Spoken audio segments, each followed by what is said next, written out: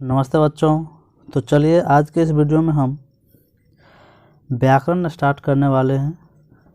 आप देख रहे हैं, आपको पता है कि कक्षा 6 से ही संस्कृत स्टार्ट होता है, तो हम एकदम बेसिक से स्टार्ट कर रहे हैं संस्कृत व्याकरण, यानी एकदम शुरुआत से। आपको पता है पहले संस्कृत में जो है कक्षा 6 से जो संस्कृत स्टार्ट होता है उसमें ये तीसरा चैप्टर में सबसे पहले व्याकरण दिया गया है। ठीक है, यहाँ से व्याकरणम स्टार्ट होता है। तो जो जो चीज़ एकदम ज़रूरी है उसको हम या उसको भी किताब में भी दिया गया है कि एकदम सीरियल वाइज दिया गया है कि आपको समझने में आसानी हो।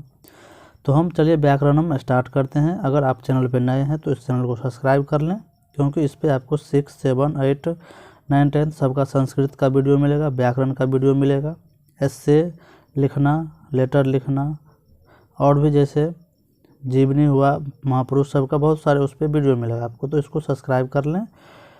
तो चलिए हम स्टार्ट करते हैं व्याकरणम।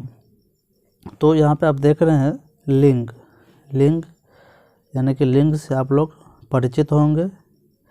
लिंग 3 प्रकार के होते हैं, पुल्लिंग, स्त्रीलिंग और नपुंसक लिंग। यहाँ पे देखें संस्कृत शब्द 3 लिंगों में विभक्त है, 3 लिंग में बटा हुआ है। ठीक है, पुल्लिंग, स्त्रीलिंग और नपुंसक लिंग।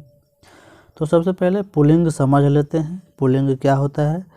जिससे पुरुषवाचक का अर्थ होता है, जिससे क्या है पुरुष का अर्थ होता है। क्या होता है?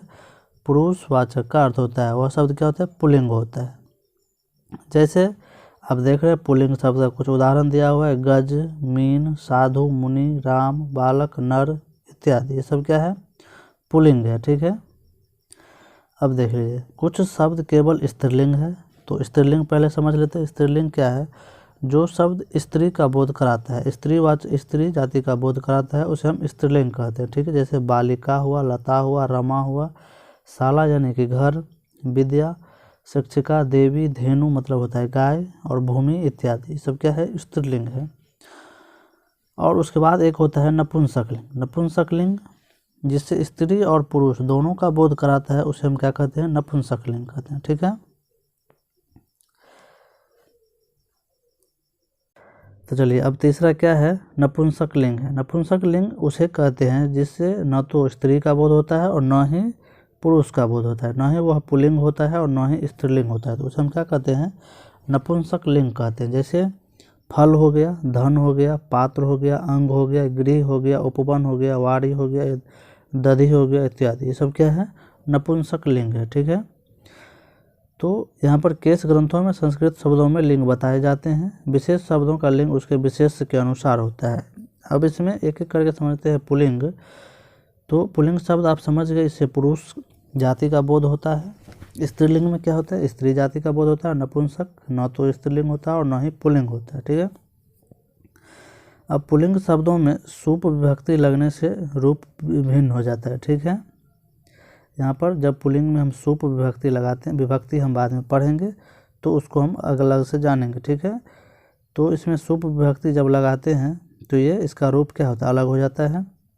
उसके बाद स्त्रीलिंग आप समझ गए हैं। स्त्रीलिंग में जिसमें जो है आ प्रत्यय और ई और ती प्रत्यय लगा रहता है, वो ज़्यादातर क्या होता है? स्त्रीलिंग होता है। ठीक है, जैसे रमा हुआ। प्रत्यय आप समझते हैं ना, प्रत्यय जो होता है, प्रत्यय जो किसी शब्द के अंत में लग के उसका अर्थ में परिवर्तन करता है। ठीक है, उसे हम प्रत्यय करते हैं।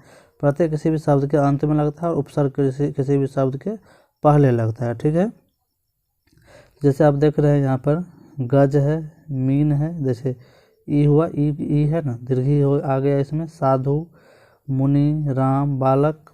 इसमें जैसे रमा हुआ, नदी हुआ, मति हुआ, ये सब क्या हो जाता है? जिसमें प्रत्यय जो है आ, ई, ती, यहाँ पर देख रहे ती, तो यहाँ पर ती का मतलब यानी कि हर्षी की मत जो हर्षी रहता है वो, तो इस सब में क्या होता है? वो स्त्रीलिंग ज़्यादातर होता है। ठीक है, उसके बाद नपुंसक लिंग में जिन शब्दों से पता है बताया है कि आपको, जिससे स्त्रीलिंग और जो न तो स्त्रीलिंग होता है और न ही पुल्लिंग होता है। ठीक है, इसमें किस प्रकार का प्रत्यय नहीं लगा रहता। ठीक है, ऐसे शब्द प्रायः निर्जीव पदार्थ होता है, जैसे फल होता है, स्थान या अंग का नाम हो गया। ये सब क्या हो जाता है? ये सब नपुंसकलिंग हो जाता है। नपुंसकलिंग में क्या सब आ जाता है? जैसे निर्जीव वस्तु का नाम कोई कोई होता है, फल का भी नाम है, जिसमें बहुत सारा, स्थान का नाम हो गया, हमारे शरीर के अंग का नाम हो गया, सब क्या है नपुंसकलिंग। जैसे में आम्रम हो गया, आम यानी कि आम्रम। उसके बाद जैसे होता है फलम, फल हो गया। दधी मतलब दूध हो गया। उसके बाद मुखम मतलब मुख, समझ गए। नपुंसक लिंग जो होता है, नपुंसक लिंग ये अकारांत, मकारांत, इकारांत, उकारांत आदि शब्द प्रथम एक वचन में बिना किसी विकार के प्रयोग होता है। इसमें भी अंत में अकारांत का मतलब अ से अंत होता है, मकारांत यानी म से अंत होता है। जैसे फलम देखे, आम्रम देखे, समझ गए। इकारांत रहता है, उकारांत रहता है, इस सब से नपुंसक लिंग अंत होता है। ठीक है, चलिए इतना समझ गए आप लोग। अब यहाँ से देखते हैं पुल्लिंग। देखिए यहाँ पर क्या है, पुल्लिंग है। पुल्लिंग के लिए शब्द देखिए यहाँ पर दिया गया है कि अयम बालकः चतुरः अस्ति, यानी कि यह बालक चतुर हैं। क्या है, अयम का मतलब होता है यह। पुल्लिंग के लिए अयम यह होता है, अयम। पुल्लिंग के लिए अयम यूज होता है, यह के लिए, पुल्लिंग के लिए अयम होता है।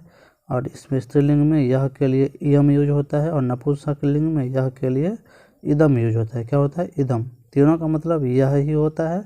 अयम मतलब भी यह, इदम मतलब भी यह, इयम मतलब भी यह, और इदम मतलब भी यह।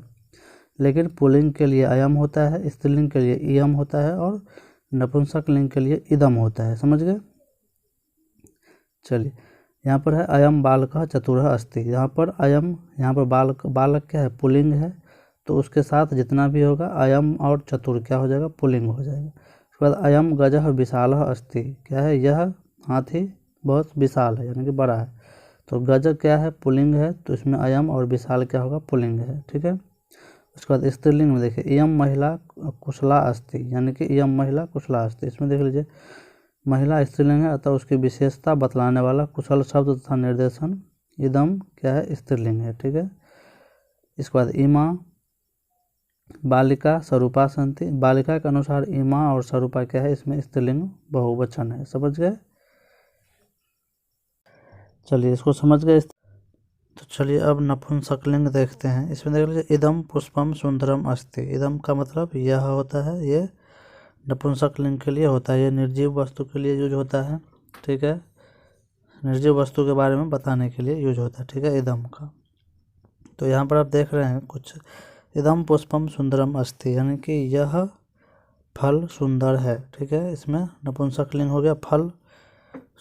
क्या, पुष्पम फूल क्या है, ये नपुंसकलिंग। ठीक है, इसमें देख लीजिए इमामी इमानी फलाने पकवानी संति। इमानी का मतलब ये सभी क्या होता है, इमानी का मतलब यह सब होता है। क्या होता है, यह सब।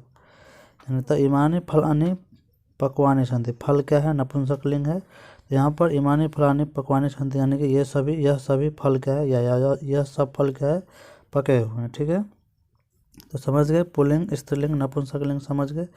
पुल्लिंग जिससे पुरुष जाति का बोध हो, जो पुरुष का बोध कराए। स्त्रीलिंग जिसमें स्त्री का बोध हो, जिस शब्द से स्त्री का बोध हो।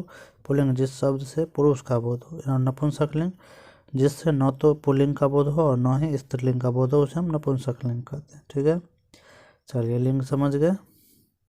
चलिए इस वीडियो में इतना ही। वीडियो अच्छा लगे तो लाइक, सब्सक्राइब और शेयर ज़रूर करें, और वीडियो को आगे शेयर ज़रूर करें। धन्यवाद।